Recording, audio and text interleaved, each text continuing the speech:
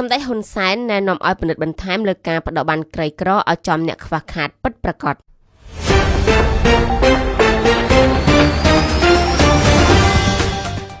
សម្ដេចហ៊ុនសែនប្រធានប្រសិទ្ធិបានណែនាំឲ្យមានការពិនិត្យឡើងវិញចំពោះការបដិបត្តិក្រីក្រដល់ពលរដ្ឋដោយសម្ដេចបញ្ជាក់ថាមានកន្លែងជាច្រើនដែលការទទួលស្របតាមលក្ខខណ្ឌតែក៏មានកន្លែងខ្លះទៀតទោះបីលក្ខខណ្ឌមិនស្របនឹងការទទួលបែរជាទទួលបានទៅវិញហើយនេះគឺជារឿងពិតសម្ដេចបន្ថែមថាអ្នកមានម៉ូតូជិះបែរជាមានប័ណ្ណក្រីក្រដូច្នេះស្មាននឹងជួយចាក់សាំងឲ្យជិះម៉ូតូមិនបានជួយសម្រាប់អ្នកក្រីក្រដើម្បីទិញអង្ករនោះទេសម្ដេចបានណែនាំដូចនេះនៅក្នុងកិច្ចប្រជុំគណៈកម្មាធិការសម័យរដ្ឋសភានិងប្រសិទ្ធិនៃព្រះរាជាណាចក្រកម្ពុជានាព្រឹកថ្ងៃទី2ខែមិថុនាឆ្នាំ2025នេះជាបន្តសូមស្ដាប់ការលើកឡើងរបស់សម្ដេចហ៊ុនសែនដូចតទៅយើងទទួលយកសកម្មថារាជរដ្ឋាភិបាលនឹងទទួលយកនៅការលើកមតិនេះសម្រាប់ការអនុវត្តជាបន្តរាប់ទាំងអនុសាសន៍របស់អាដាមងីយ៉ាន់ផលសម្រាប់អនុសាសន៍ការលើកឡើងពីអាដាមកុំមុនិកាខ្ញុំគិតថាវាជាការដែលត្រូវពិចារណាបំផុតគឺបញ្ហាលក្ខខណ្ឌនៃការទទួលមានកន្លែងជាច្រើនហើយដែលបានទទួលស្របទៅតាមលក្ខខណ្ឌដែលត្រូវទទួលប៉ុន្តែបើយោងទៅលើអ្វីដែលជាការសិក្សាដែលបានឃើញក៏មានលក្ខខណ្ឌដែលមិនស្របនឹងការទទួលវាទៅជាទទួលអានេះដែលត្រូវទទួលអត់បានទទួលរឿងហ្នឹងវាជារឿងពិតវាកើតមានពិតនៅដោយកន្លែងអ្នកមានម៉ូតូជិះ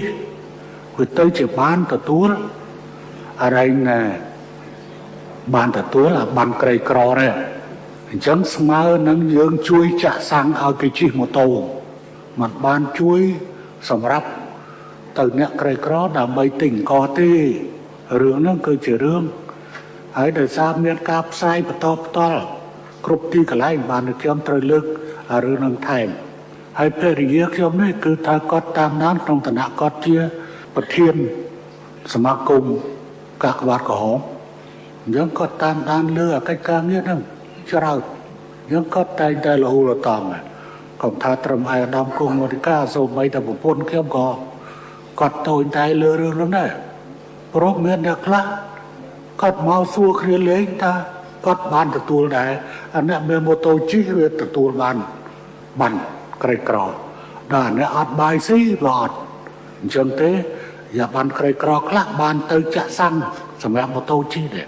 มันបានទិញក៏ទិញម្ហូបទេអាហ្នឹងសូមឲ្យយកចិត្តទុកដាក់ទៅលើចំណុចហ្នឹងជាពិសេសនៅក្នុង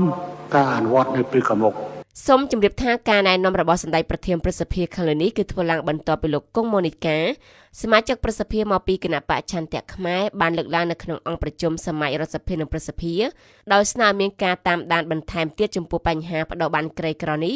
បន្ទាប់ពីលោកបានជួបផ្ទាល់ជាមួយពលរដ្ឋមួយចំនួនដែលបានប្រាប់ថាអ្នកក្រីក្រពិតប្រាកដខ្លះបែរជាមិនទទួលបានការគាំពារហើយអ្នកដែលមិនសូវចូលគោលការណ៍វិនិច្ឆ័យបែរជាទទួលបានការគាំពារទៅវិញលោកបន្តថាបញ្ហានេះលោកក៏បានមើលឃើញថា